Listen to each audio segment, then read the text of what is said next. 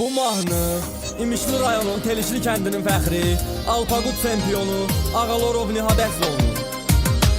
Əssalamun aleykum İmişli ünvanına, İmişlinin bələddir hər kəsən afsanına.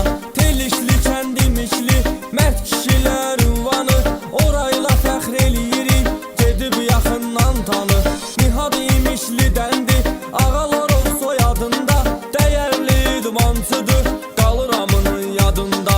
Sahib müəllimi kimi fəxr eləyir Nihatla, məşqlərində daimi fəxr eləyir Nihatla.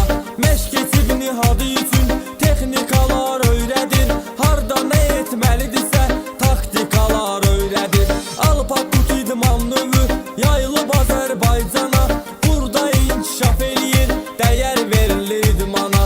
Beyləqanda məşq edib uğur qazandın Nihat, hər gün əvəzlə gedib uğur qazandın Nihat. Nihat 11 yaşında xeyli nəticə verdi, çünki idmana vardı, meyli nəticə verdi. 2 qat çempiondur, 2 kubok sahibi, dünya çempionudur, xeyli yarış qalibi. Uğurlarına sevinirik, zirvədə ol hər zaman, qələbələr və davam elə, yerində məğrur dayan.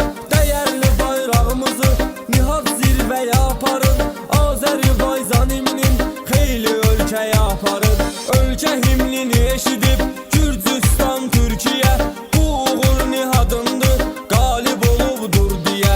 Respublikada çempion zəfər qazanmısan sən, dəyərli idmançısan, dəyər qazanmısan sən. Nihatın oxuduğu məktəb Fərman Hacıyev adında, 2 saylı orta məktəb fəxridir Nihatında. Beyləqan rayonunda təhsil elm öyrənir, hamının fəxridir Nihat, ön planda görsənir.